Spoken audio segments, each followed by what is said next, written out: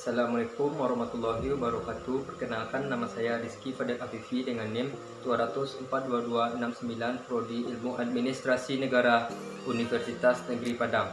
Baiklah, pada kesempatan kali ini saya akan menyampaikan pemahaman saya tentang materi mata kuliah Manajemen Sumber Daya Manusia Sektor Publik atau MSDM Sektor Publik. Baiklah, saya akan menjelaskan tentang pendekatan pengelolaan sumber daya manusia. Pendekatan pengelolaan sumber daya manusia yang pertama yaitu adalah HRM atau Human Resource Management. Pengertian Human Resource Management atau dalam bahasa Indonesia disebut manajemen sumber daya manusia telah dikemukakan oleh banyak ahli. Salah satunya menurut Sony Sumarsono dalam bukunya Ekonomi Sumber Daya Manusia dan Ketenagakerjaan. Sumber daya manusia memiliki dua arti yang berbeda, yaitu yang pertama, SDM merupakan suatu usaha kerja atau jasa yang diberikan dengan tujuan melakukan proses produksi seseorang.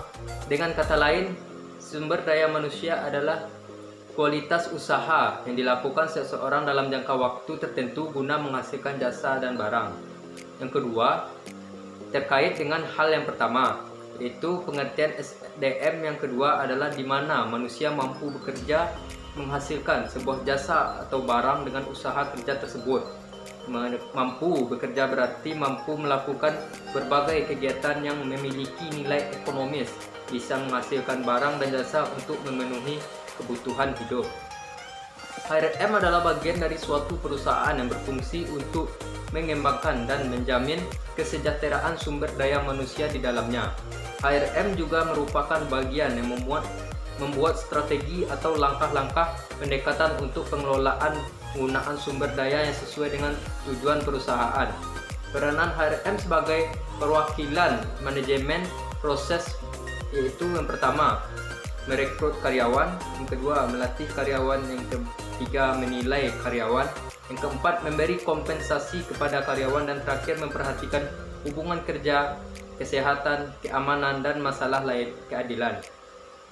Keadilan seorang karyawan bergabung dengan perusahaan, maka seluruh sumber daya yang ada pada dirinya harus bisa mereka optimalkan untuk memberi manfaat bagi sebuah perusahaan tersebut atau bahkan untuk diri individu yang bersangkutan. Selanjutnya adalah HCM atau Human Capital Management. Human Capital Management berkaitan dengan mendapatkan, menganalisis, dan melaporkan data-data yang menginformasikan arah strategi penambahan nilai, investasi, keputusan operasional manajemen, sumber daya yang baik di tingkat operasi maupun di lini depan. Jadi, pada dasarnya Human Capital Management berkaitan dengan nilai. Human Capital Management berkaitan dengan pengukuran, namun bukan sekedar pengukuran saja, melainkan pengukuran yang mempunyai maksud tertentu. Karakteristik utama capital management adalah penggunaan ukuran yang memandu pengelolaan sumber daya sebagai aset. Human Capital Management juga menekankan bahwa keunggulan kompetitif organisasi diperoleh melalui investasi strategi pada aset manusia. Investasi tersebut dilakukan melalui program engagement atau retention karyawan, talent management, serta learning and development. Dengan demikian, Human Capital Management berfungsi menjembatani antar strategi sumber daya manusia dengan strategi bisnis. Human Capital Management juga dapat didefinisikan secara luas, tanpa menekankan pada pengukuran saja. Human Capital Management adalah upaya integrasi dan mengatur dan mengembangkan kemampuan manusia untuk memperoleh tingkat kinerja dan lebih tinggi. Sedangkan menurut Keynes, Human Capital Management adalah pengembangan menyeluruh potensi manusia untuk mencapai nilai organisasi. Human Capital Management diyakini menyampaikan nilai melalui sumber daya manusia. Human Capital Management merupakan filosofi yang menyatakan bahwa pengembangan sumber daya manusia yang bermanfaat hanyalah pengembangan yang diterjemahkan menjadi nilai. Tujuan Human Capital Management terbagi atas 4 sasaran.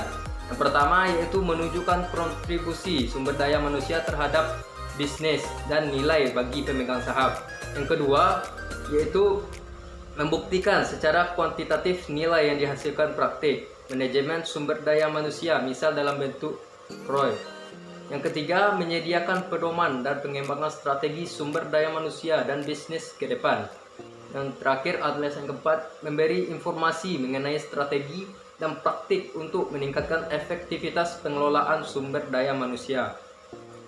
Sebenarnya sumber daya manusia dan human capital management memperlakukan manusia lebih dari sekedar aset.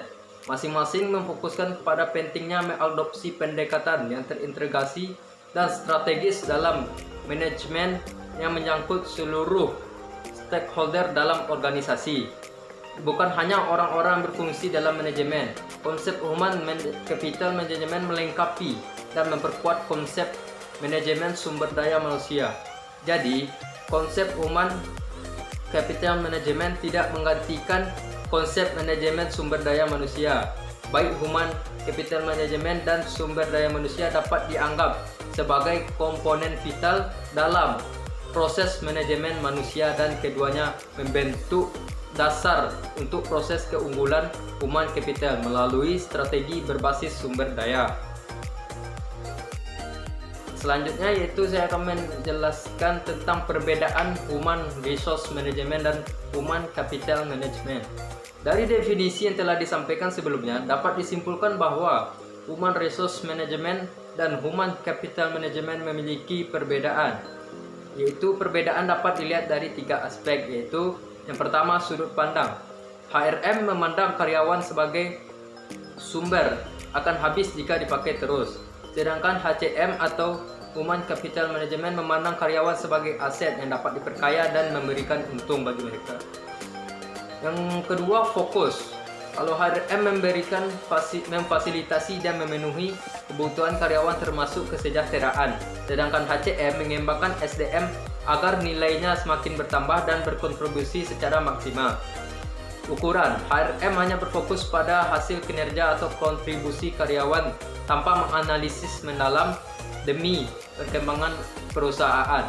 Sedangkan HCM mengutamakan analisis perkembangan SDM dan perusahaan agar berkembangnya suatu perusahaan. Sedangkan di balik perbedaan tersebut, ternyata human resource management dan human capital management juga memiliki persamaan. Persamaan HRM dengan HCM adalah keduanya mengatur aspek dari manusia atau karyawan sebuah perusahaan dengan menggunakan sistem manajemen.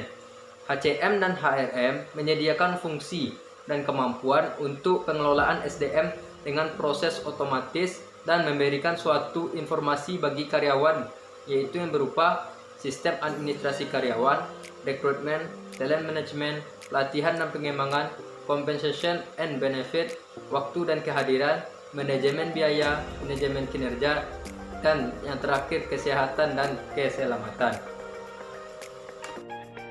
Baiklah, kesimpulan dari HCM dan HRM ini adalah yang pertama, saya mengambil 2 kesimpulan. Yang pertama yaitu HCM memandang SDM sebagai sumber kunci organisasi dan orang dengan menggunakan strategi dengan alat ukur untuk menciptakan nilai atau creating value sehingga dapat mengarahkan dan mengakselerasi strategi bisnis dan tidak menganggap manusia hanya sebagai biaya. Sedangkan yang kedua, HCM memandang SDM sebagai sumber pendukung dari suatu organisasi dan orang dianggap sebagai biaya dan harus dikelola dengan strategi yang serta alat ukur yang sudah ada sebelumnya. Selanjutnya saya akan menjelaskan mengenai pendekatan pengelolaan SDM di Indonesia. Di Indonesia, pendekatan yang banyak digunakan yaitu HCM. Karena pendekatan Human Capital Management memiliki banyak keuntungan bagi organisasi itu sendiri maupun dengan karyawan. Hal ini sejalan dengan misi pemerintahan dalam meningkatkan kualitas karyawan, kualitas kerja, dan untuk meningkatkan kesejahteraan tenaga kerja Indonesia. Pengelolaan SDM yang sedang dilaksanakan oleh bangsa Indonesia perlu dioptimalkan. pengelolaan sumber daya merupakan aspek yang sangat penting bagi menunjang keberlangsungan suatu bangsa dalam dataran makro dan organisasi atau lembaga dalam dataran mikro. Dalam setting organisasi atau perusahaan, suatu pengelolaan sumber daya manusia perlu diarahkan pada suatu model yang dapat menarik seluruh potensi sumber daya manusia tersebut bagi kepentingan organisasi, atau dengan kata lain, pengelolaan sumber daya manusia harus dapat diarahkan pada upaya yang mampu menggali dan potensi SDM agar dapat memberikan kontribusi yang positif bagi perusahaan atau organisasi. Pada kenyataannya pula, pengelolaan di tingkat mikro, khususnya yang dilakukan oleh lembaga pemerintahan atau negeri, seringkali terjadi perbedaan dengan yang dilakukan oleh pihak swasta. Ini memberikan indikasi bahwa dalam pengelolaan sumber daya manusia di Indonesia secara ideal belum mempunyai standar yang jelas. Baiklah, sekian dari penyampaian tentang pemahaman saya. Mohon maaf jika ada kesalahan kata. Wabillahi taufik. Saya tutup dengan wabillahi taufik wal hidayah. Wassalamualaikum warahmatullahi wabarakatuh.